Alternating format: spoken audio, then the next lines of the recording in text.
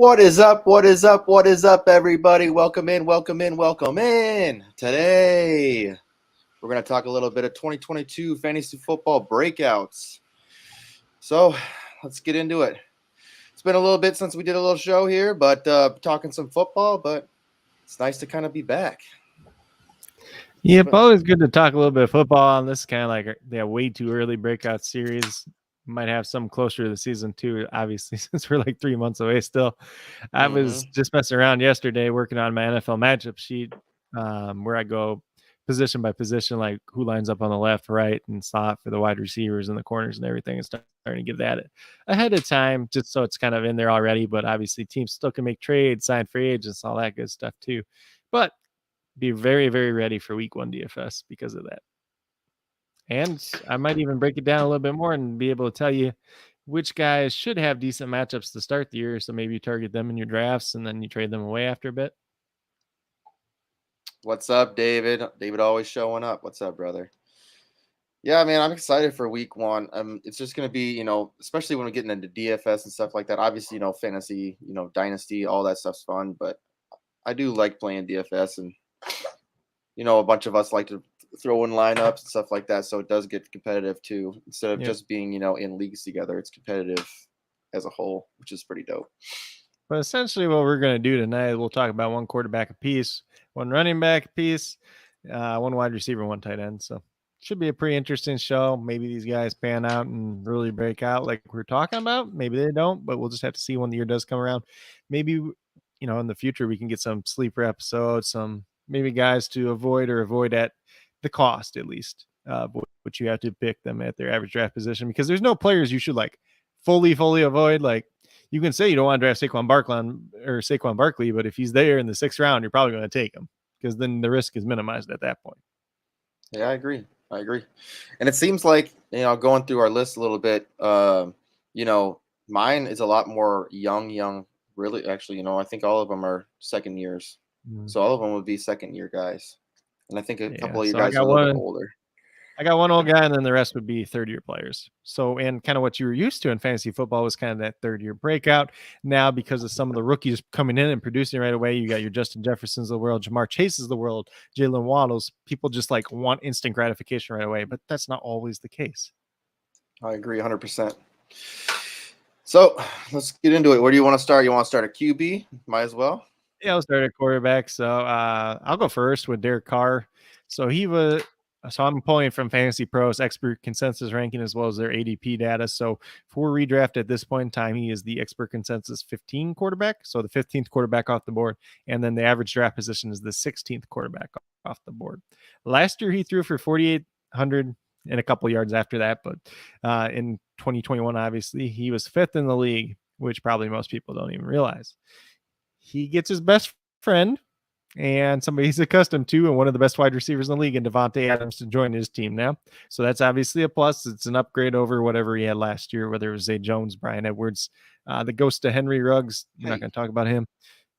And then he gets Darren Waller back this year. Hopefully he's healthy for all the games. He ended up missing 6 games last year. So he threw for 4,800 yards last year with pretty much Hunter Renfrow and a bunch of nobodies outside of when Darren Waller was active in those games. So 11 of the games he did have him, but there's definitely opportunity there. Obviously, his touchdowns are kind of the biggest thing that's kind of held him back throughout his career. Is he'll have some big games, and then there'll be other games where he just gets like 1 touchdown. And I think coming in and changing the philosophy of the offensive scheme, he's going to try to get the ball out quicker, which is going to help because their offensive line's still not the best, although it should be improved this year. You'd expect the guys that have been there to take that extra step forward, especially Alex Leatherwood, now that he's playing guard full time.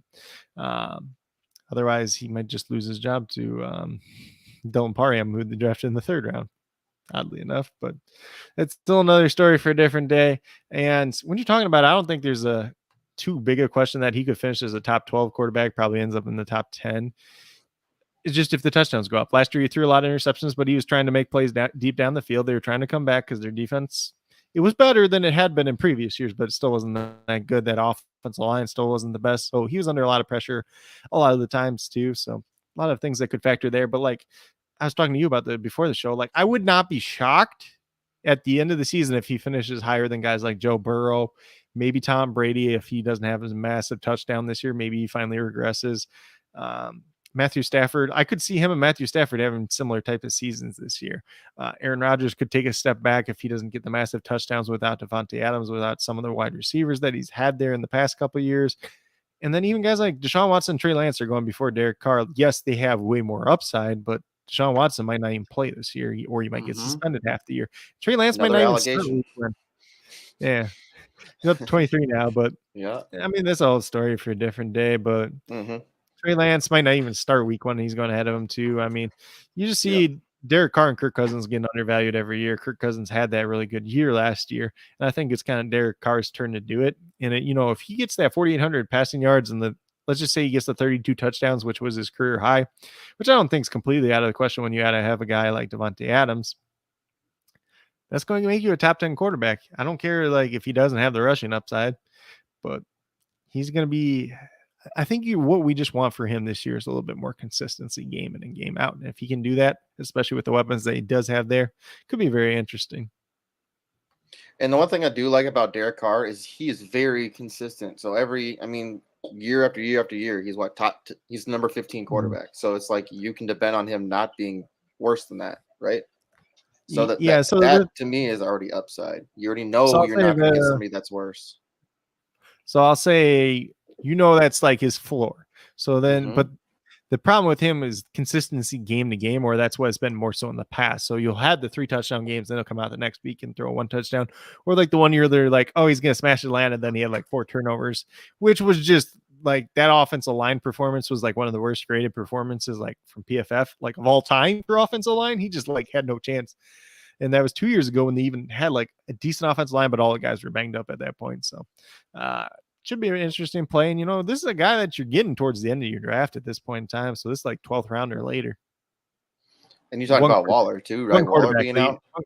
1 quarterback league, at least. We'll put it that way. Yeah. But if you're in a 2 quarterback league, if you get a high upside guy and then you get Derek Carr as your second quarterback and you're drafting him like 15th quarterback and he's going to outperform that and you get 2 top 10 quarterbacks, then you're going to be set for super flex.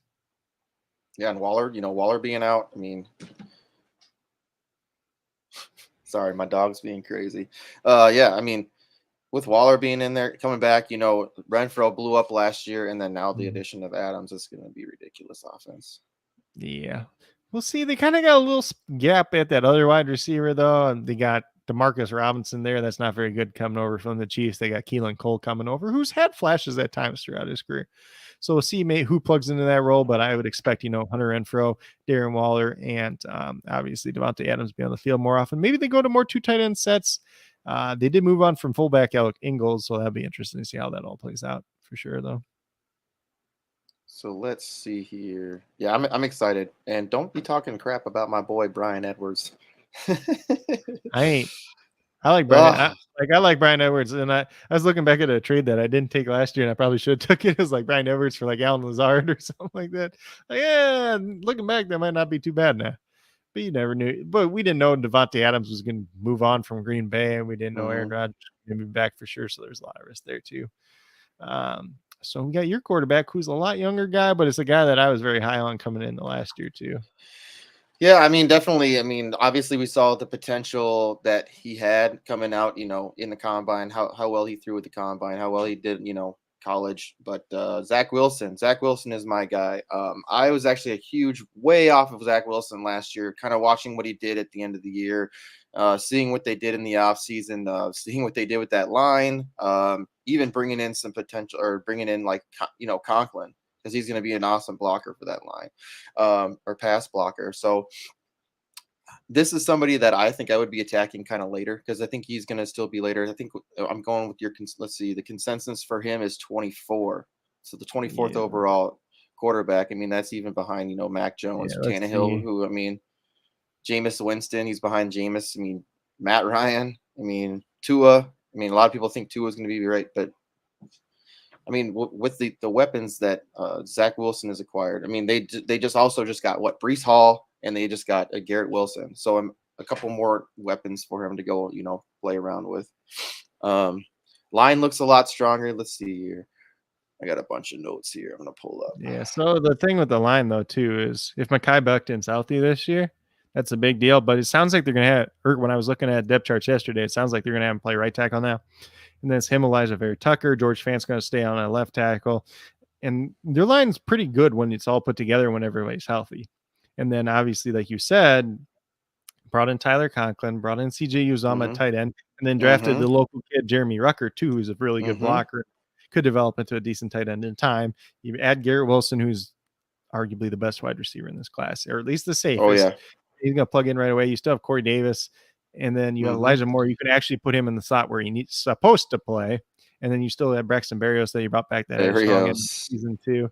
And actually, when you look back at it, a lot of the success that Zach Wilson had was when he was throwing the Berrios, and Elijah Moore's success mainly came from when Mike White and Josh Johnson were in the game. So that'll be kind of interesting to see. So I wouldn't be surprised if the Wilson to Wilson connection is very strong. Then obviously you talked about Breece Hall. They have Michael Carter.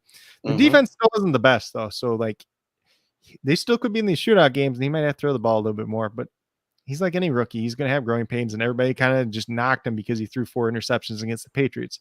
Every quarterback sucks versus the Patriots. The year before, Justin Herbert threw for 30 touchdowns as a rookie. The game against the Patriots, 2 interceptions, and didn't even complete like half his passes. And that's Justin Herbert. So another thing I like about Zach is, QB 30 last year was what he was at. QB 30. I mean, you can only go up from there, right? And what, 200 was 2,000? Yeah, that's true. But Sam Darnold technically had more yards than him, so by just a little bit. But he also played. Well, yeah, they probably played about the same amount of games technically. So. No, I'm pretty big on Zach. I think he's somebody that you could probably get later in drafts, and he could be better than half the players that were drafted ahead of him. So somebody like that, I definitely think he could move up to QB 16.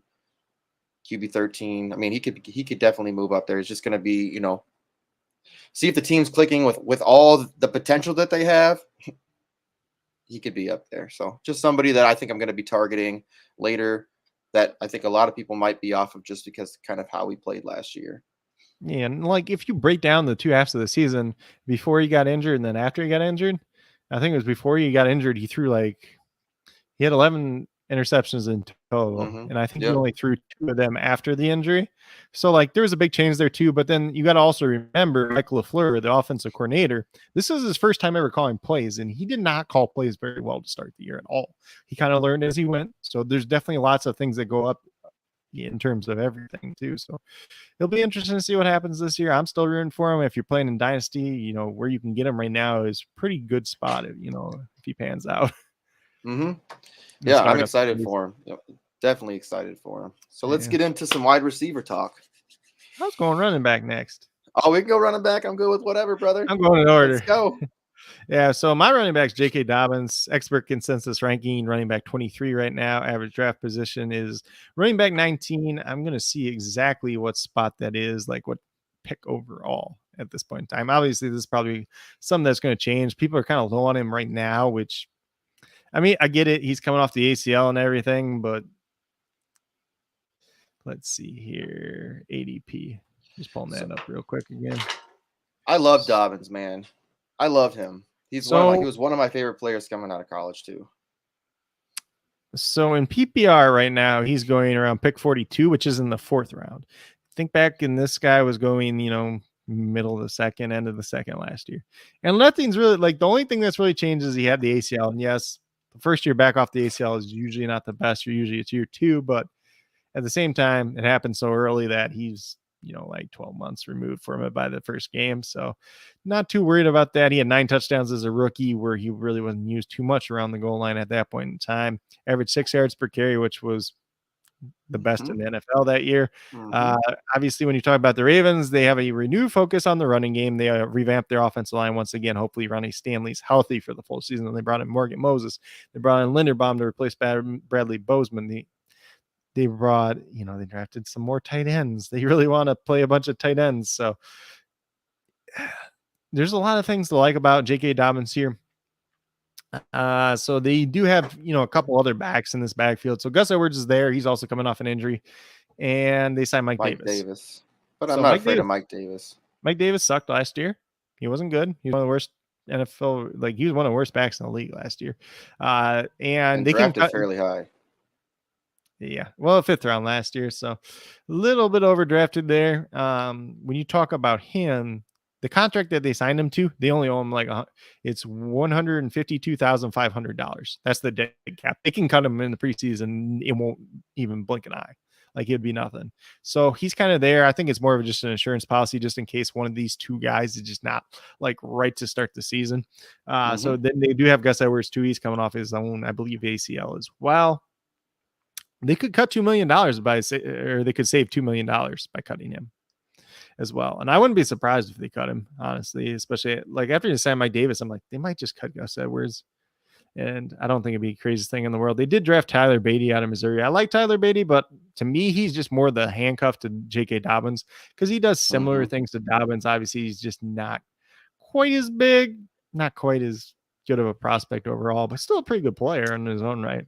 Obviously, you got Justice Hill still around there too. I think he was the one that tore his Achilles last year. He's going to get cut either way, though, so don't have to worry about him. They had 70 targets to the running back position last year, which I believe is 16 more than the year before. So the narrative that Baltimore doesn't throw the running back at all, you saw a renewed focus, or not even a renewed focus, but a focus from Lamar to not just take off and run, to dump it down to his running back somewhat at the beginning of the year. Some of those games did come from Tyler Huntley and Josh Johnson too, but if you get 50 targets, like just in theory here, let's just say J.K. Dobbins gets 10 touchdowns, 50 targets, and he catches, 38 passes out of those 50 targets. He's probably going to be a top 15 running back. And if you're getting him at 23 to 19 range, you're getting him in the 4th round, you're going to be pretty happy with that. And this team overall has 267 vacated targets from last year's team. They're probably going to run the ball more this year, though. They're probably not going to throw it quite as much. But even when you think about that, let's just call it 240. Just say they throw the ball 27 times. We'll call it 230 just because it'd be 2 less passing attempts per game. Obviously, you expect their defense to be better, so there should be more rushing attempts overall and everything like that too. But even with 240, there's still room for him to get a couple more targets than he was in the past. And even his rookie year, he got 24 when he was playing limited time. So definitely a lot of opportunities for J.K. Dobbins to succeed. If you're out there in Dynasty, somebody I'd definitely be interested in at this point in time. And then obviously when you're talking redraft, if he's going in the 4th round, that seems like a really, really good spot to me for the guy that does have that type of upside that he does have. Obviously, you got to throw the ball at somebody. And I know Mark Andrews is number 1 target. I know everybody's excited about Rashad Bateman, but it's just Rashad Bateman. Like, he'll be okay, but he's not a number 1 wide receiver on a team. And then the other guys they got, it's Devin Duvernay, it's James Prochet, it's my boy Tylan Wallace. I love Tylan Wallace, so he's a guy I'd be buying a lot of in Dynasty right now just because there's vacated targets. He's one of the guys that, like, Duvernay and Prochet are better off playing in the slot. They should not be allowed to play on the outside, and unless they bring somebody else in, somebody's gonna have to play, be able to play on the outside. So that's kind of what that is. I mean, there's not too much else to say about Dobbins there. I just think it's film. Just watch the film. All you have to do is watch the film. I mean, if you're just getting this it's just a massive discount for his ACL injury, essentially, at this point in time. I do expect this ADP will probably go up as we get closer to the season. We see the preseason and we just get, people start getting excited about him. It's just one of these things, people haven't seen him in a while. But when you got, let me go back here just for some of these guys going ahead of him. Like Cam Akers is going ahead of him. I take J.K. Dobbins over Cam Akers every day of the week. Like, I agree. They're similar players, but he's got higher upside. I'd still take J.K. Dobbins over Antonio Gibson. He's going ahead of him too. Oh yeah. Yeah. Would I be shocked? Okay, so like Leonard Fournette and James Conner are going 12 and 13 right now this year. Like, would I be shocked if Antonio Gibson scores more fantasy points than them this year? Or not? J.K. Dobbins, excuse me. Would I be shocked if that happens? No. Even there's some pretty good values at running backs at this point in time based on this ADP data. Like Zeke's going at 18. I don't like, people hate Zeke. It's like the dude played, dude played 13 weeks on a torn PCL. You go try to do that and still produce. It's because he's still on the Cabo contract. Yeah, but I mean, he's not as bad as everybody tries to make him out to be. So like, there could be some value at a running back this year. Like maybe you take so if you're in like a 1 quarterback league, maybe you take your tight end early, maybe you take your top wide receiver, maybe you do grab a Zeke and a J.K. Dobbins, and you're just like, that seems like too good to be true at that point in time. Yeah, I mean, the crazy thing is you're probably going to get both of them really late and still have whatever you need in the first 2 rounds, 3 rounds, maybe even. Yeah, well, if you get Zeke in round 3 and if you can get Zeke in round 3 and J.K. Dobbins in round 4, that seems too good. And Dave said a lot of people are still high on Gibson. I ain't there. Like, I don't want to take that train because he's not going to get the passing work. They brought in another guy because they don't think he Brian can stay Robinson, healthy. right? Yeah. Yeah. And like, there's a chance he just ends up being what Devin Singletary's been most of his career until last year, obviously, when he scored all the touchdowns at the end of the year. Between the 20, like, because if Robinson gets the touchdowns, McKissick gets the passing work, and Gibson's just a between the 20 guys that just happens to break off a touchdown run every once in a while, like a longer run, that's not a guy you want on your team. Let somebody else draft that guy. Yeah, I agree. As high as I was when the year started last year, it was just easy to get out of him before. I mean, he was somebody that was easy to sell too, because everyone was like, this guy is worth everything on your team. I'm like, okay, send it over. And like, when you talk from a dynasty's perspective, this is what you have to remember is when these teams only invest 3rd and 4th round draft capital in like Antonio Gibson, when you were doing dynasty rookie drafts, you're only paying like a 2nd round pick on him. If you get a 1st round pick for him, like you already increased your value right there. So it is what it is. Like, guys like that get replaced all the time. And like Brian Robinson has the same exact draft capitalism. So like, it wouldn't be crazy if he beats him out eventually. Yeah, but he's more of a strength type running back, He's just gonna be a bruiser. But like, let me just say this too, just because I hear it all the time. Antonio Gibson should be used more in the passing game because he played wide receiver in college. He played wide receiver for 1 year at Memphis because that was his way of getting on the field. He was a JUCO running back. Then he came in, transferred in, got a couple carries, and then mainly did kick return in his junior year. Then he played wide receiver for 1 year primarily, but he wasn't actually a wide receiver. He's just a running back out there, a wide receiver. J.D. McKissick, the other running back, the pass catching running back, played wide receiver for 4 years at Arkansas State. Literally 4 years. That's why he's a better pass catcher. Yeah, as soon as he was about to leave, and then he's like, nah, I'm going to stick around. I'm like, oof. The one guy as soon as he was about to leave, you should have been trying to sell Gibson. That's when you should have been trying to sell him. Oh, David. I finally trade Gibson for Pollard just to get rid of him in one league. I don't know. Like, I don't like Pollard. Like, I'm not a Pollard guy. Like, everybody's like, oh, he's so explosive and he's better than Zeke and whatever in this per touch thing. Yeah, but here's the thing. If you gave Tony Pollard 20 carries a game for 5 games in a row, he'd break. Literally. Yeah, I could see that. Smaller. Yeah. He got hurt last year, too. They were both hurt at one point. So that's kind of running back for me. Kind of got a little bit off topic there with J.K. Dobbins, and then kind of going in. There's some good value at running back this year. We'll see what sticks and what doesn't as we get closer to the season, though. There's nothing wrong with going off topic as long as you're sticking to what we're talking about. We're still talking about running backs, and another person who could break out, because I mean it's not really breaking out though. It is somebody like Zeke, because you're going to get him later. Yeah, nobody's going to think it's going to happen. There's value at running back this year. I think more than we've seen in the past. And some people will be like, oh, the running back dead zone. But I think the running back dead zone's further back this year. And thank you, David. Thank you. That better than Zeke. All right. So the running back I went with, we barely got to see him at all last year as a rookie. And I'm going with Travis Etienne. And if you were smart like me, and if you're in a redraft league and you were smart like me, you have an IR spot on in your league. You were smart enough to take him in the last round, and nobody else was. So you just let him sit all year, and now you have Travis Etienne in the 16th round. So keeper league. Keeper league. Yeah, I'm sorry. What did I say?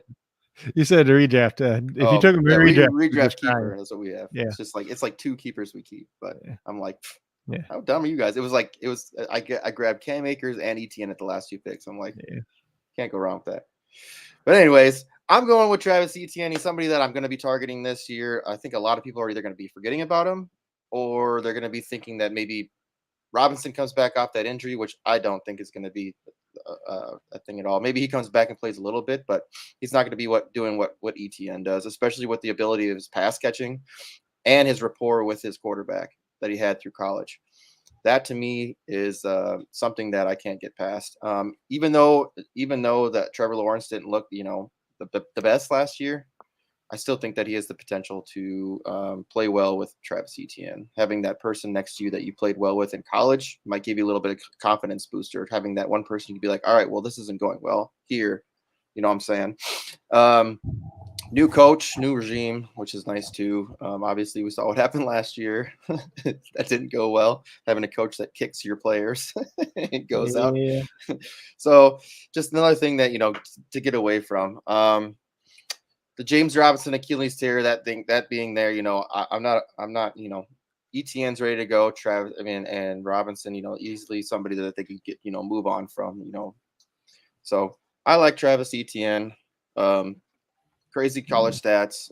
It's just something. It's still a mystery, though. We still don't 100% know what he's going to be doing in the NFL. So that still is a mystery. But I'm willing to take the swing. RB23 off the board. Give me that all day. Yeah, and where you're getting them, let's just double check to see what round it is at this point in time. But when you talk about it, he doesn't really have competition in that backfield because there's still like James Robinson's still going like 40th running back off the board. And like he tore his Achilles, like most likely that dude doesn't even play till the end of November. He might not even play all this year. Yeah, like I would not. They're saying that maybe by training camp, but there's no way. No, there's no way. Like everybody's like expecting like this Cam Akers miraculous return. Like even when Cam Akers, let's just say he comes back then. Like Cam Akers didn't even look good when he came back. So ETN's going at the end of round 5 right now. Yeah, I'm happy with that. I'm super happy with that. That's a decent spot. That's kind of obviously that area where those guys, they either hit pretty good or they don't hit, but looks pretty good for him. There's not really that competition though. Like it's him. They got Raquel Armstead came back now. Obviously he had a long stint with COVID. He was in and out of the hospital multiple times. So it's good to see him actually being back and able to play football again. I didn't mind him as a prospect coming out of Temple, but they got him. They got Snoop Connor. Snoop Connor's just a big bruiser. I can't even call him big. He's not like I like Snoop Connor. He's just a bruiser. He's a touchdown. They probably just use him around the goal line, short yards and stuff like that. So that might limit the upside of Travis Etienne, but he's still going to get the bulk of the work unless they bring in like somebody else that they say Gus Edwards gets cut and they bring him in or something. Like that's the one worry that I would worry about is because Doug Peterson has shown a willingness to use he's always been one of those committee coaches, but there ain't really committee to committee by. So it'd be interesting to see, but I don't think James Robinson's a threat, especially in Dynasty too, because he's on last year of his 3-year deal from his undrafted rookie. He's a guy that wasn't a super athletic guy to start with, coming off Achilles tear. So like those guys usually just fail. Like he just did well with the opportunity. There wasn't a lot of talent in front of him. No, they said, "Screw you, Leonard Fournette. We ain't paying you. Get out of here." And they gave James Robinson a chance, and he just went with it. Somebody got COVID. Is it Raquel got COVID? Yeah. Yeah. I mean, just the right things happened for him. Yep. I mean, I don't think he's terrible, but like I wasn't super in love with James Robinson as a prospect either. Like I'm just like, this guy just kind of he rounds off his cuts. He's not that quick. Like he's just a guy. Like he's like a Mike Davis, like a younger Mike Davis, pretty much. Like he looks okay when you need him, but other than that, he's not that great. So we'll just see. Mike Davis with the Bears. That's what he looked like. Maybe with the Seahawks. I thought Davis did pretty well. I thought Davis did well with the Bears. No, he started with the Bears in front of Montgomery the one year, and then he sucked, and then they got him. He had a decent little run at one point with Seattle, and then he got hurt. One of my favorite Gamecocks. Yep, but not that super interesting. But nope. What was I going to say? I had something else on my mind now. I can't even think of what it was. But it'll just be interesting to see. I think Jacksonville should be a better team this year, but it's not hard to be better than they've been the last couple of years. Better than the worst? Yeah. Like they had one win and then 2 wins. So I think they can get to 4 wins this year. Let's put it that way. Hopefully those wins aren't against the Texans, but probably be against the Colts because they always beat the Colts at home somehow. I don't know how, but they do. Carson Wentz. But we'll get moved over to wide receiver. So like mine, that is a breakout. I think he's actually going maybe about where he should go at this point in time. So there's not as much value at this point in time. So we have Gabriel Davis for the Buffalo Bills. And obviously, people are going to freak out about him. Everybody's hyped because of the 4-touchdown game against Kansas City. Well, Rashad Fenton's garbage. That's all we got to say about that. But, the first 2 years been very similar. 35 receptions both years, 550 and 600 yards, essentially. The first, respectively, each year, 7 touchdowns, 6 touchdowns. Last year, touchdowns did go down a little bit. He was a little bit banged up last year, too. But in the games that he's played, at least 60% of snaps, he's been very good. They have 193 vacated targets, 112 from Cole Beasley, and then 72 from Emmanuel Sanders. Mm-hmm. So if let's just say he gets the 72 from Emmanuel Sanders, he's probably going to produce into a pretty good wide receiver. I would not be surprised if he gets double-digit touchdowns. It'll be real interesting to see what happens because he had 6 last year. Obviously, Dawson Knox had the big breakout year for a while there where he had 9 touchdowns and was really boosted up by touchdowns, and that kind of hurt Gabriel Davis too. So kind of be a little bit of yin and yang there too. And then I think Stephon Diggs had 8 or 9 touchdowns as well. So we'll see how it all shakes out, but I think it's decent value. He's going number 31 wide receiver off the board, 30 in ADP. There's some guys around him. Maybe it's just kind of like pick your poison with the guys around him. At least let's put it that way.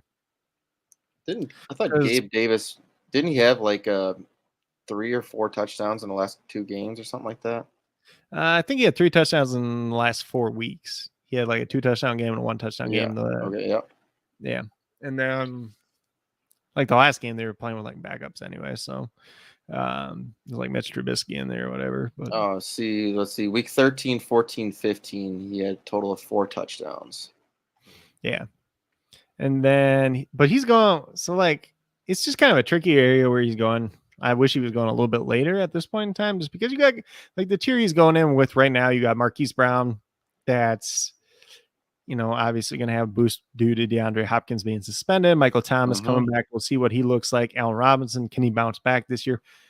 And like, I've talked at length about that. I think he just didn't give a shit last year in Chicago. Like, he's just like, fuck you guys. I'm just going to go out. I'll run my route. And I don't care if I get open or not. Wasn't a good situation for him either way. Then we got Gabriel Davis. Devonta Smith's in there too. I like Devonta Smith a lot. He's one of my guys like ahead of time, like going into last year's draft and everything. DeAndre Hopkins is right there. Obviously, you're missing the first 6 games, but could be some good value. Rashad Bateman, Juju Smith-Schuster. Like, I'm interested in Brown, Tyler Lockett. He's going around all these guys, so it's a pretty tough tier to go around. I probably prefer some of those guys ahead of him if I'm being honest, but I think he could still have a pretty good breakout season. Yeah, I mean, from what he did, what Gabe Davis did kind of in the end of the season, I think he's awesome. I think he's really awesome. But it's what sucks is I think a lot of people think that too. So I don't know if you're going to get you're not going to get him as early or as late as you want. That's the only bad thing about it. But, yeah, and like they lost Emmanuel Sanders, he'll take that role at the very least. But Cole Beasley losing that 112 targets is kind of a big deal. I know they brought in Jamison Crowder to replace him, but that dude gets hurt a lot too. They drafted Khalil Shakir in like the 5th round. Like, don't get me wrong, I don't hate Khalil Shakir, but like he's still a rookie coming in. Gabe Davis is a 3rd-year player at this point in time, so he'll probably dominate the targets if all 3 of those guys are out on the field. Diggs is going to get his, Davis will get his, and then Shakir probably get his at the end. And then Isaiah McKenzie might fill in that role a little bit too, but we'll just have to see. Bills draft a wide receiver like every year anyways, and I don't think Gabriel Davis was this guy that anybody thought was going to be as good as he actually ended up being. So, should we get into my wide receiver? Yep.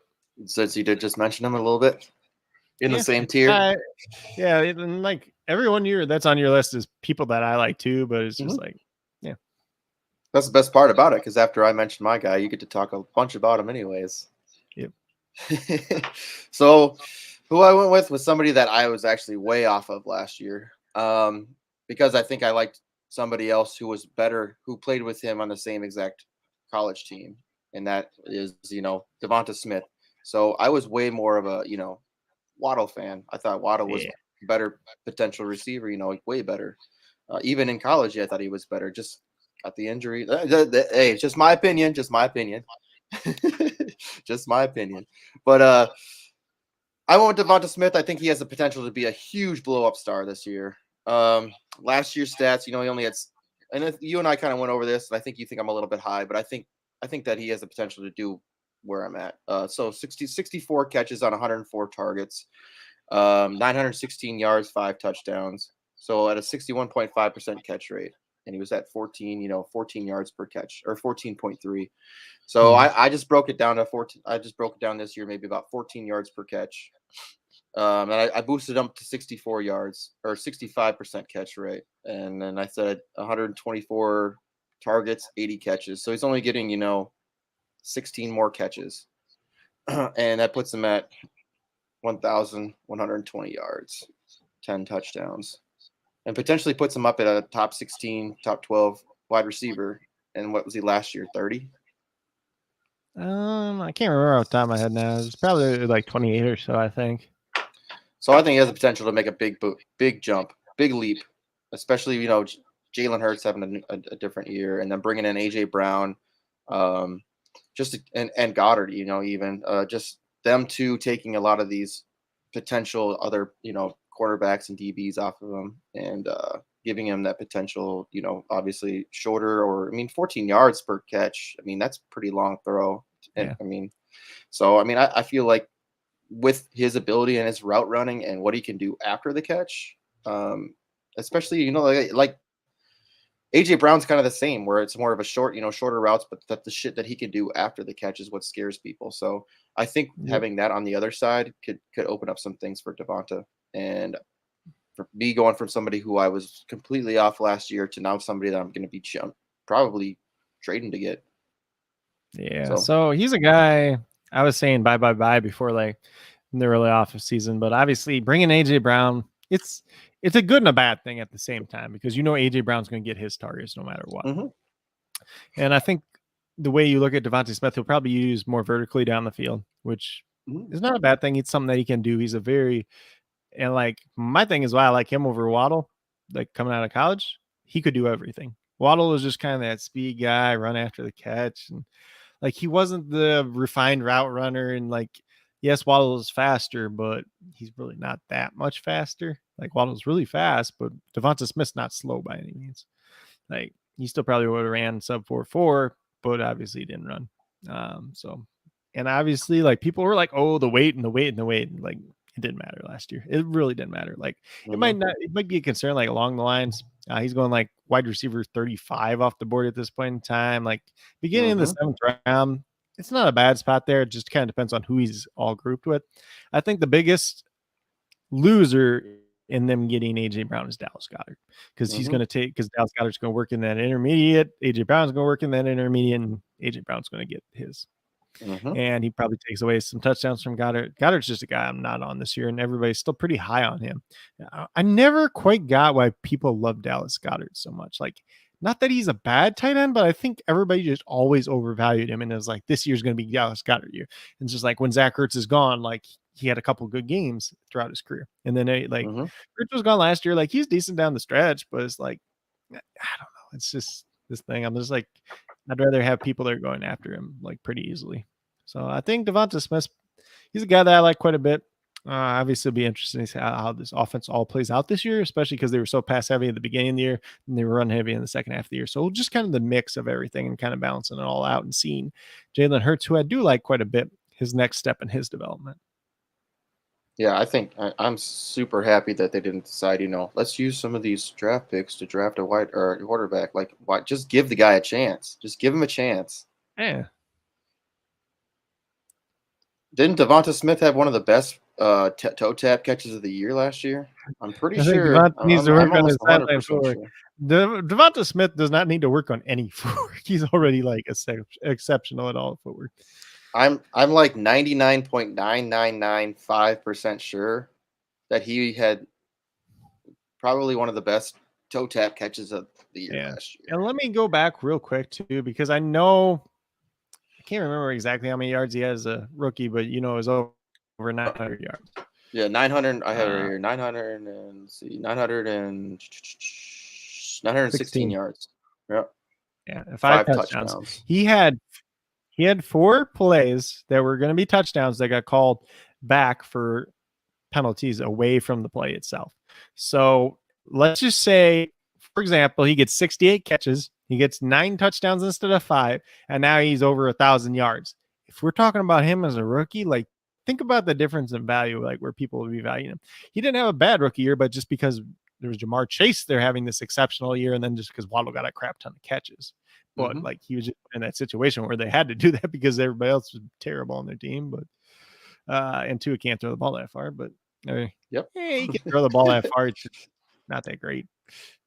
Let's see It'll what he be does. interesting Yeah, to see. under And like pressure. Waddle's a guy I'm super off of like this year for especially like redraft. And like people are like, oh well, he's gonna get all the underneath work, and Tyreek Hill's gonna work like over the top because he's Tyreek Hill and he's this deep threat and everything. Well, the Chiefs last year, his average depth of target actually went down, and they were using him more closer to the line of scrimmage, intermediate routes and stuff like that. I think what the Dolphins are gonna do is use Tyreek Hill in that intermediate and short route and use Jalen Waddle as the vertical threat instead of what it was last year. So I think Waddle's value is the one that's going to take the tank, and everybody's just like, oh well, Tyreek Hill's there, so they'll get more focus off him. I don't know. It's just Jalen Waddle's going like wide receiver. So let's see, he's wide receiver 17 in ECR. ADP Jalen Waddle's at like wide receiver 11. That's way too high for me. And what's crazy is a lot of things they did with Tyreek last year was almost like they would, he'd be behind the line of scrimmage, they'd throw it to the sideline and then just let him do stuff with it. Or that's like perfect for Tua. And they've talked about using Tyreek Hill in like a Devo-esque role. It's not going to be the exact same thing, but like some handoffs and stuff like that on reverses and stuff. And people are just like, oh, he can't hold up to that. And like, he's actually pretty thick for all his size. And when he was at Oklahoma, I believe it was Oklahoma State, where he first went to college before he got kicked out of there. He actually started off his career there as a running back. So it's not completely out of the question. Not going out of bounds, come back. Dude, it's probably like one game you're talking. Like he probably did that like once against the Cowboys. The only person that needs to work on their sideline footwork is Sean McVay, because he cannot stay on the sideline. They have a coach that they hired specifically just to hold him from going on the sideline. Like, get off the field. Yeah, Tomlin too. Where he tripped the guy. Yeah. Yes. So we can get over to tight end real quick though. More than that, I don't know. I don't know, David. So in terms of tight end, we'll go to tight end though. So this is the guy that I think will have a pretty good chance of breaking out this year. It's Cole Kmet of the Chicago Bears. He's going to he's ECR. So the expert consensus ranking, he's tight end 14. ADP, he's tight end 20 right now. That's probably going to go up.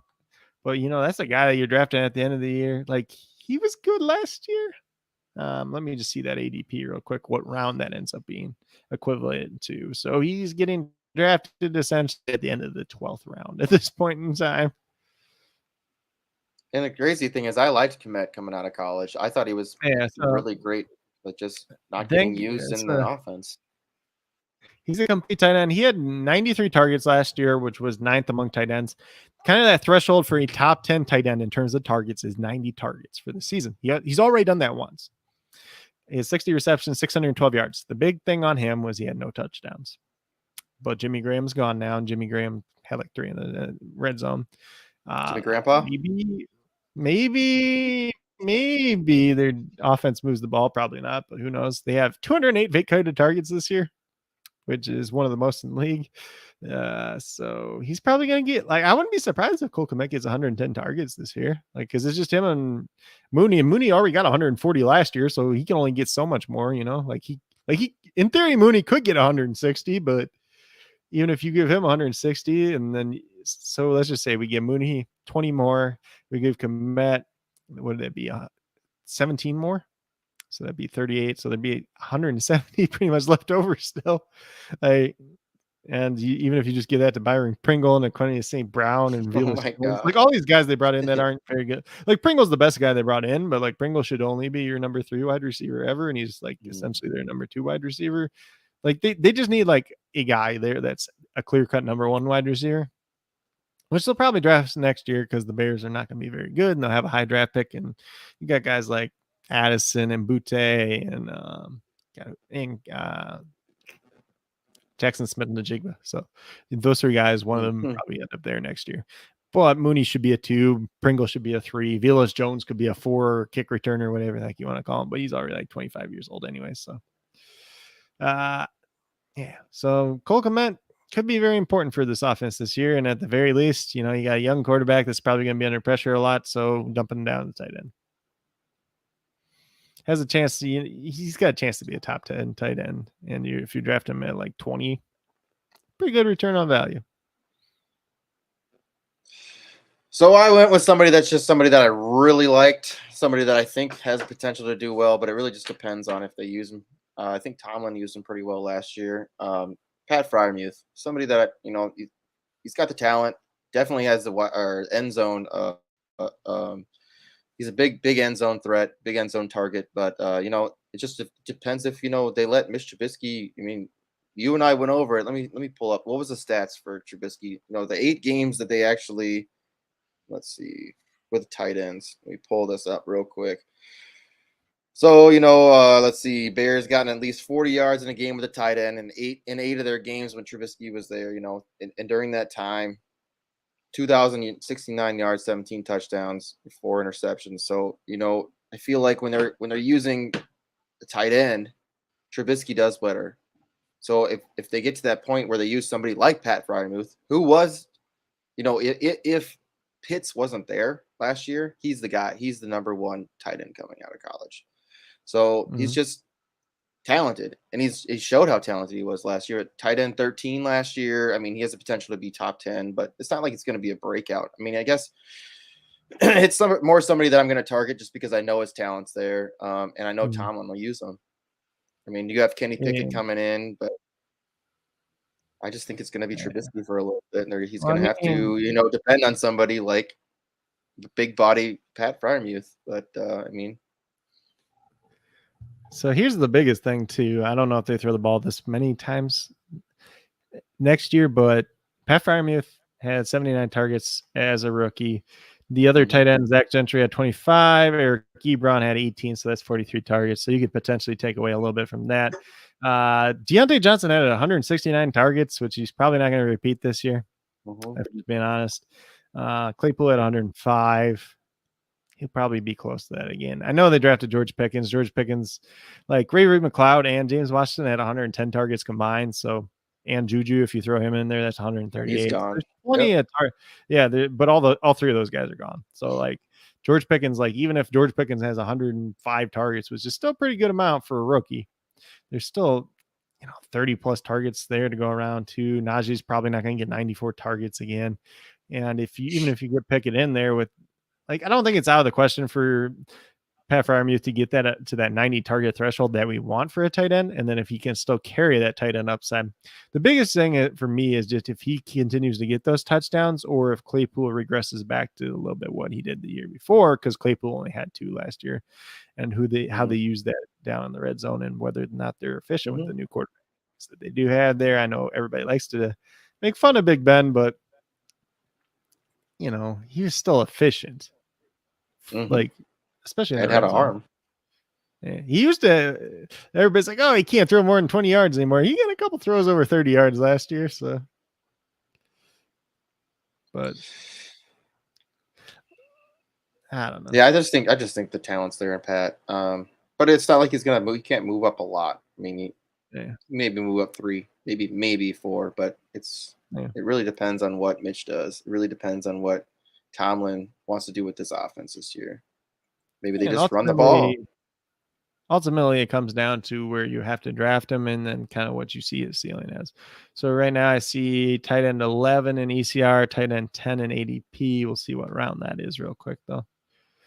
So he is the 98, which would make him beginning of the 9th round. That's not terrible value. For me though, I either take tight end really early, or I take like after round 10, but that's just me. So I agree. So anybody else you can name anybody else if there's any other guys that you're like these are some other guys that maybe I'm thinking I'm all for it. Bring them up. I see David saying something about Robert Tonyan here too. Obviously, he's coming off of his own ACL injury. Yes, he tied for the 3rd best tight end 2 years ago, but a lot of that was on the back of touchdowns. I was predicting last year regression for him. Unfortunately, he did get injured, but it is somebody that Aaron Rodgers trusts. So there is some chemistry there, but he's also a guy that played primarily, 60 to 65% of snaps. So he's not on the field as much as you like for a tight end, or at least I personally, but he is a vertical threat at tight end. So he's a guy to look at. Let me see what his ECR was. I just closed that tab. I think tight end's very interesting this year because there'll be a lot of shakeups. Some people are talking about David Njoku real big. He's not a guy like I'm drafting because I think he's going to get overdrafted. He's obviously been just a physical beast and just like see where they got. Yeah, I don't know, man. So Njoku's at 22 right now, but like I don't know. It's like he's probably going to get drafted like a top 10 to 12 tight end. And where did he land? Where'd he go? No, he's still at Cleveland. They just gave him a bigger contract. The franchise tag him. What's crazy is that sucks because I really like Harrison. What's his name? Harrison Bucker or Harrison Bryant? I think Harrison Bryant's a better overall tight end than him, but I think so. I wouldn't be surprised if Harrison Bryant outscores him. But like people are just like it's an assumption, or like people just assume David Njoku is like this big thing. But they paid Austin Hooper a lot of money and they cut him after 2 years, so they could do the same thing with Njoku too. So we'll just have to see what happens with that. Yeah, I like Harrison Bryant. I think he's got upside. Yeah, he's obviously very good. And so like just going through tight end real quick. I mean, like most of the top 8 are kind of like right where they should be. I'd argue Dallas Goedert's not somebody I'm super excited about. I'm not that excited about Dawson Knox this year. Could he repeat? Yeah, but I'm not trying to spend a top 9 tight end pick on him. Zach Ertz is at 10. I'm okay with him there. Or, well, he's at 10 for ECR. He's at 12 with the ADP. So, like, that's not a bad spot for him. I know they drafted Trey McBride. Everybody's excited for Trey McBride, but Zach Ertz is still tied to this Cardinals team for at least 2022 and probably 2023 too, based on this. They have targets anyways, though, right now with Hopkins out. Yeah. But I don't know if they're going to play 2 tight ends either. We'll see what they do. I don't even know. Kingsbury doesn't even know what he's doing half the time. So we all know that. I don't know what you think, but I'm just like not in on Hunter Henry this year. It's all touchdowns last year, and I think that's going to come down. So not too interested in him. Mike Gesicki's like another guy that's there, and they got like super excited about him last year. You had Tyreek. You still have Jalen Waddle. Like, I don't want to touch Gesicki at all. Me neither. He gets me sick. I like Logan Thomas as like a late round dead through. He's coming off injury too. Robert Tonyan, if I want to go there. I like Noah Fant. If Drew Lock starts, Noah Fant's okay. Geno Smith starts, who knows?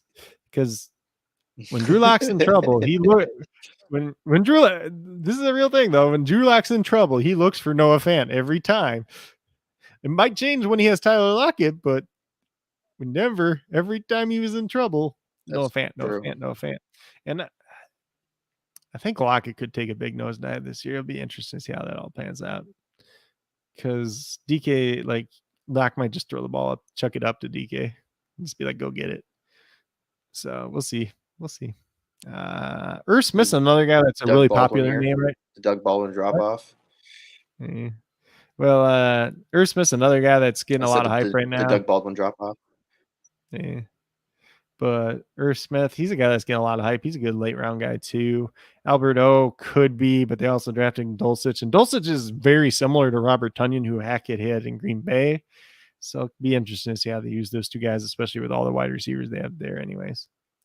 Side note, Tim Patrick might be an interesting guy. Like if you just want exposure to that Denver passing game and you don't want to draft a guy super early, like I don't think there's any reason to draft Jerry Jeudy where he's going or projected to go right now. It just seems like a waste to me. I'm okay with Cortland Sutton, but Tim Patrick, that's my boy anyways. If you're getting him in like round 12 or something, I'll take that shot. Especially if you're like out there right now and you're playing best balls and stuff. I don't know what his ADP for best ball is off the top of my head. Tim Patrick could be interesting there.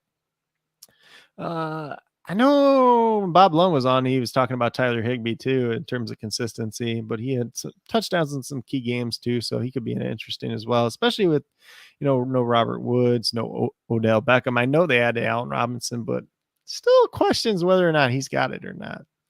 I think Bob Lund was mentioning some other tight end that we really like. Dalton Schultz is way up at the top. He's going about where he should be though. Let's see who else. Tight end 8. Like Gerald Everett, maybe. Like, is this finally the year Gerald Everett does something with the Chargers? I don't know. Brevin Jordan could be a little bit interesting with Houston. Like, second-year breakout, maybe. Dan Arnold's like a guy, like, if I'm, like, last round of my draft, I know they brought in Evan Ingram too, but Yeah, it's crazy. Dan Arnold was good last year until he got hurt. So we'll see. If you want to, then you can take shots on CJ Uzoma. You could take shots on Tyler Conklin. It sounds like Tyler Conklin is going to be more the guy than CJ Uzoma, though. At least those are the early rumblings. Whatever you do, I don't care if it's dynasty or redraft, don't have OJ Howard on your team. People are like, oh, he's going to Buffalo. He might do something now. No, just stop. If you're playing in best balls, though, like if you're playing in best ball right now, Harrison Bryant's a guy I'm very interested in. Cameron Brate, like if Gronk doesn't come back, Cameron Brate's the top 12 tight end. He's finished as a top 10 tight end twice in his career. I fucking love Cameron Brate. Yeah, and they got nobody. It's him and Gaydon, and then some other, and then your Minnesota Gophers tight end that only blocks. Cole Keft or whatever the heck his name was. Mm-hmm. He had like 12 career receptions in 4 years in Minnesota. I can block though. I have a value. He got drafted, so credit to him. Let's see. I mean, yeah, I like Conklin. I think Conklin. I'm probably a little bit behind you, so I'm just going to talk real quick. I think Conklin is. I think Conklin's awesome. I thought Conklin was awesome when he played here in Minnesota. I thought he was a decent amount of block. I think he was like a younger version of Kyle Rudolph. I think he's plays kind of like Kyle Rudolph, but better. Just my opinion. Yeah, he's a little different than Kyle Rudolph. He's kind of like he's more like a Tyler Higbee to me. A little bit bigger, I think. He might be a little bit chunkier, but yeah. But Cameron Brate's somebody I'm really like this year, and people like laugh at me. I'm like, he's going as tight end 41 in ADP, and we're all just assuming Gronk comes back. And like, if you're out there in dynasty leagues, you can probably get him for a 3rd, 4th round pick. Probably less. If you can give him a 3rd, like. If you really need a tight end, I don't think Gronk's coming back, if I'm being honest. I really don't. I feel like he would have been back by now. And he had that back injury last year where he missed, 4 weeks? And he's had back problems since college. So I think that was kind of the final straw. He made one more push and he's just like, yeah, I'm good. But, Brady coming back, you never know, but we'll see. I think doesn't Gronk have that CBD company now that he's got, and I think he's also getting a lot of things. I think he's got a sponsorship now with Tom Brady has a company that does NFTs and stuff like that. I think that he's on it. I think that Tony Hawk just gone on it, and I think that Gronk is supposed to be getting on it too. So I think that they're kind of set. Yeah, I'm just peeking at defenses real quick too. So let's see. They got the Bills number 1, Tampa number 2, San Francisco number 3. Those are like outline ones. Didn't Tampa just sign someone? Yeah, they signed Akeem Hicks from the Bears. Yeah, yep. That's a good player. Mm-hmm. He's a freaking scary player too. That dude's there's like some story about him. He like once chugged like 28 beers in college or something. Damn. Let's see. They get Denver. Denver's a good defense, but I don't know if they're number 4 defense. Colts are 5, like in ECR right now. Okay, so I don't know. I don't think the Colts are that great. Like, yeah, they added Ngakwe and they added some of these other guys. Like, they got Stephon Gilmore at corner and Kenny Moore in the slot, but the other, like, the guy on the other side is just wide open. So, like, if you're playing DFS like early on in the year, just play whoever's on that other side. Like, play the wide receiver there. Don't overthink things. Patriots. It's probably just because of Darius Leonard. Yeah, like they're not a bad defense, but they got big holes. So the Patriots, they have like number 6 in ECR, number 8 in ADP. I think the Patriots, like, this is the worst defense they've had in years. They lost, like, they got Jawan Bentley and Mac Wilson as their starting linebackers right now, which if you're playing IDP, those are 2 guys you should target in late rounds for sure, because they'll be on the field, but especially if they don't add anybody else. But I don't think they're that good. They lost JC Jackson. They lost a couple other guys. Like, their corners right now are Jalen Mills, Malcolm Butler, who didn't even play last year, and who's the other guy they signed? Somebody else that's not that great. It's gonna bug me now. Who was it? I got to look now. Yeah, they did lose a lot of players. It should be interesting to see what they kind of do this year. Yeah. I mean, they do have Bill Belichick. He kind of comes with up. Yeah, looking like 10 wins still spots. somehow, but I feel like they're not a defense I want for fantasy, and they're probably going to end up being a defense that I want to attack for fantasy and DFS. I just don't think their corners are very good right now. Yeah, so let's see. So their corners are Malcolm Butler, Terrence Mitchell, who came over from Texas. Terrence Mitchell's an okay corner, but they got Jalen Mills and Jonathan Jones. Jonathan Jones missed most of last year playing in the slot, and then they drafted 2 rookies that were, one was an okay pick, and the other one was a pretty big reach. So it's like, I don't think their secondary is as good as it typically is, especially losing JC Jackson and everything. Saints are there. I think the Saints kind of drop off a little bit this year too. The Rams are next. I feel like the Rams should be above some of these other teams. Cowboys are there. So Cowboys, ECR, they're 9, but ADP, they're 3. I think the Cowboys are going to have a big fall off this year in terms of defense. And yes, David, if you're still listening, I'm not saying they're a bad defense, but last year they were very opportunistic and they got a lot of turnovers and they got lucky in that regard. That's usually going to come back around. Chargers are 10 in ECR, 17 in ADP. I would be very interested in the Chargers defense. The only problem is you got to play against Patrick Mahomes, Derek Carr, and Russell Wilson 6 games out of the year, but the other game is pretty good. And their defense got a whole heck of a lot better. Kansas City's is like 11 in ECR, 14 in ADP. I probably won't touch their defense this year, if I'm being honest. Dolphins, maybe. Packers, or why the Packers that I don't know. It'd be interesting to see how these defenses play out this year for sure, though. I was just kind of looking at some of the Washington's like a defense I don't want any part of either. They were really good 2 years ago, and last year they kind of sucked. Then they turned around a little bit at the end, but they didn't really do anything to make their secondary better, which was kind of their weakness last year too. Hey, look, the Texans are the last defense somehow. We're not the worst defense. We're not the worst defense, though. Like the Lions, so they got like Atlanta and Detroit right about that. Atlanta's corners are good, but they can't get any pressure because AJ Terrell is really good. They signed Casey Hayward. They have nothing in the slot. Safeties are okay, but you can't create pressure. Good luck. Be very interesting to see. Let's just put it that way.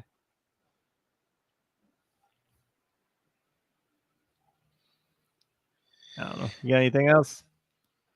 No, I'm just excited for the year, man. I'm very excited. We're gonna it's gonna. I'm getting to a point where I'm getting that itch to where I want to start a league, because. But there'll be a league coming here soon. We'll just do something crazy. Because we're gonna have we'll have one. It'll be like 12 of our original people that kind of join with us, and we'll just do something with a little bit of IDP, super flex. David, I don't know. We'll get crazy with it. David just hates on Dak so much. Could be a lot worse. And he did do something on some of those turnovers. What was Dak, a fourth? Was he a 4th or 5th round pick? Fourth round. Yeah. I mean, you can't be upset with having a quarterback coming in. Yeah, I mean, he probably would have been like probably a late 2nd round pick, but then he had like a DUI right before. It was either right before the combine or right after the combine. Lost you a little bit of money there, but he made up for it now. Oh yeah, for sure, definitely. And they just got another wide receiver. Yeah, Jalen Tolbert. Everybody's like so high on him. I'm like, he's not better than Michael Gallup. We know for sure he's not better than CeeDee Lamb, and he's probably, I don't think he's better than James Washington. Pretty sure. Was he better than Cedric Wilson? Maybe. Might give him that. I don't know. I don't think Cedric Wilson's that good. He's really overrated. But the Dolphins give him a lot of money. He did kind of step up though when the opportunity came. He's okay at times in fantasy last year when they really needed him to, but he's a slot only guy. He's not that fast. He's not that good at route running. Like, he's just a guy. Like, if he's your wide receiver 4 on your team and he comes in when you need him, like, so when somebody gets hurt or something, like, you're happy. But like, if he needs to, like, if he's your wide receiver 2 or 3 and he's out there all the time, you're not probably going to be happy about it. Yeah, that's true. That's true. Oh, dude, I can't. I'm so excited. Yeah, We're all fans. Yeah. Is that just because I was saying how you knocked the Cowboys, or because you're a fan of Jalen Tolbert? Like, he was good in the Sun Belt, but like, I don't know. This is Sun Belt, and Sun Belt wide receivers just don't turn out. I'm a Cowboys fan and I expect perfection. Well, you've been disappointed for about almost 30 years now, David. I'm a Texans fan and I accept failure. Okay. I'm a Vikings fan and I know that we're just mediocre. So I've All the just time. gotten to that point to where I know that we're going to probably make the playoffs and lose it right away. You make the playoffs one year and then the next year you won't make the playoff. Like, you'll go 9-7, or well, I guess now it'd be like 10-7. You'll go one year and you make the playoffs, and the next year you'll go 8-9. It's so hard being a middling team to where you're just good enough to not get a good draft pick. Oh, it hurts. It was hard being the Texans fan for a while because there was a couple years in a row. It's like you always make the playoffs, you win the first game, then you go lose in the divisional round, and it's just like every year. The one thing that is awesome though is how many people pass over Justin Jefferson and he just kind of happened to land with us. Hey, He's my wide receiver too in that class. Yeah, he's CeeDee Lamb was number 1, so I wasn't too far off in that class. Let's put it that way. Yeah, it's crazy thing is that, I mean, Jefferson and Thielen together, man, they are just a dynamic duo.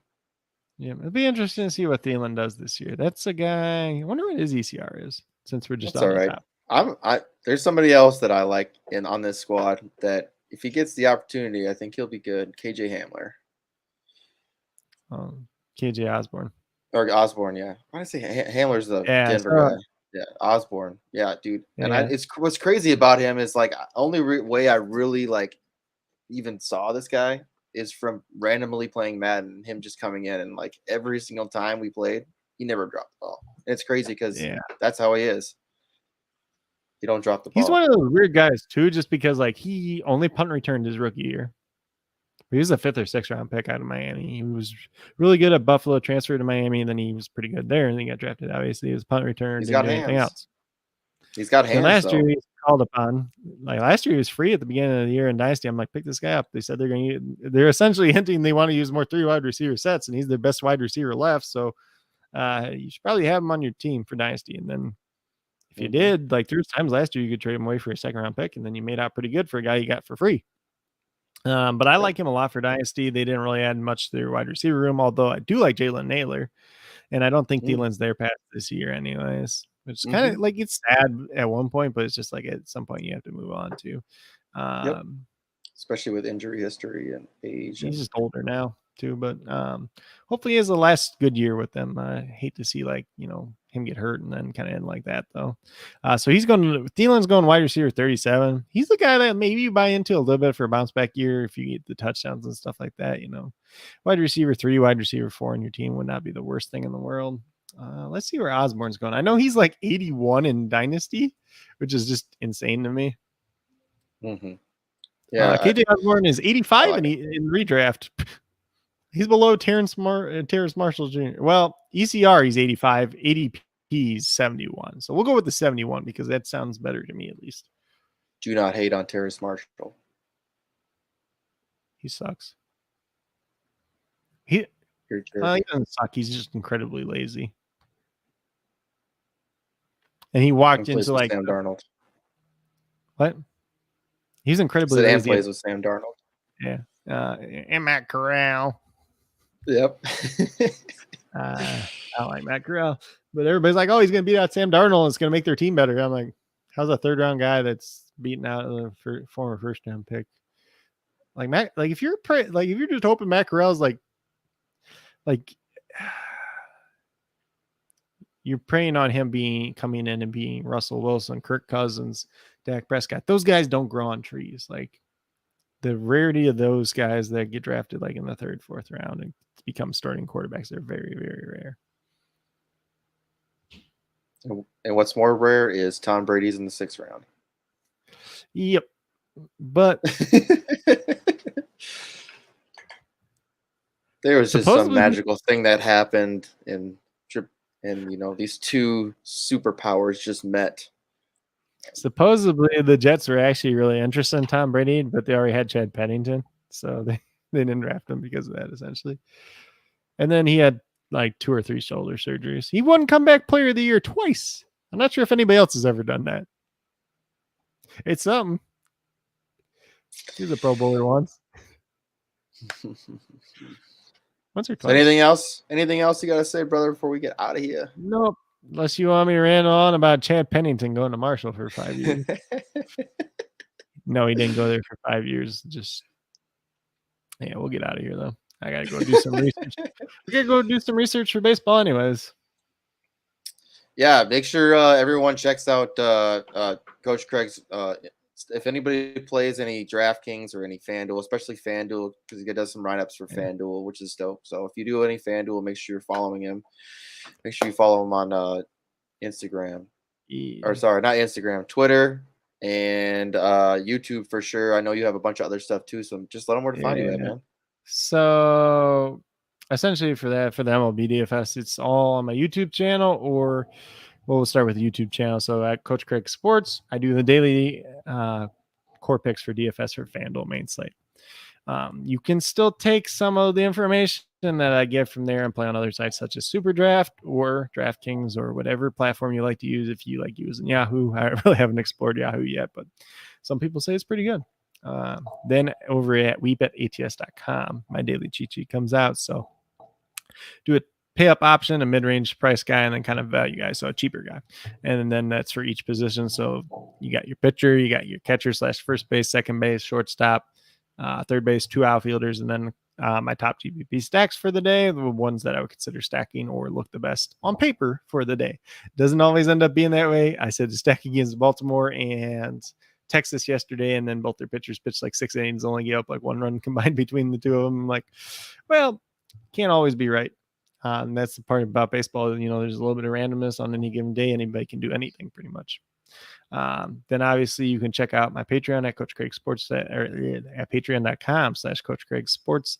And then obviously check out Twitter, Coach Craig Sport. Check out the Sons of Dynasty YouTube channel as well. We got some content that's coming out there. Clip ups from our most recent podcast, hype videos for prospects as well, all that stuff, a lot of different things there too. I think it just passed over 100 subs there, so getting up there a little bit now, getting a little bit of recognition, but we'll have some more content coming out over there as well. And then obviously check out the Stacks app, and I'm Coach Craig Sports on there as well. I haven't been on there too much recently, but I'll try to get back on once again. So make sure you're following Craig, because he's the man and he knows everything there is to know about everything sports and other stuff randomly. So you can find me pretty much everywhere at JC Money Design. Shout out to the Undroppables for coming and picking me up, doing some of their graphic work and stuff like that. So if anybody needs graphics, come holler at me. The best place probably to holler at me is at Twitter at JC Money Design. But you'll see us on YouTube. We'll be doing some leagues and stuff here and there.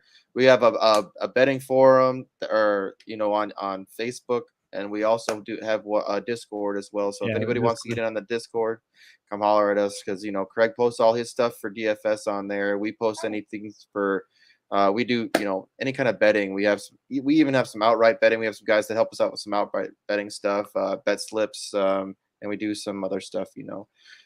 But Yep, I've been digging in a little bit more for that. Outright bets or props? I've been doing the prize picks a little bit more, but they recently expanded this week too to like pitches thrown for pitchers, earned runs given up, hits allowed, walks allowed, and all that stuff too. So a lot of research to look into. So yeah, definitely if you're into props, any of that betting stuff, or if you just want to play DFS, or if you want to get into some fantasy football stuff, come holler at us, because that's what we're trying to do this year. We're gonna be expanding big this year. It's gonna be a nice year. It's gonna be some bigs coming, a lot of big things coming. So I always appreciate you, Craig. I always appreciate everyone else showing up. David always showing up, and anybody else that's out there. Saw Steven up there earlier too.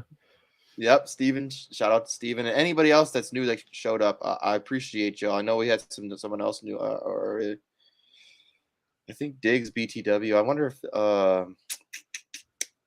That might be Antonio. I think that's Antonio. Oh, It might be. It might be. I might be wrong, but see a I might be Trayvon wrong. Diggs. But I don't know. I don't know if that's We'll get Antonio. outta I here, know though. that we only had one person from was it Twitch come holler at us, but anyways, yep, we're gonna get out of here. Appreciate everyone. Peace out, and be good. Be easy. Peace.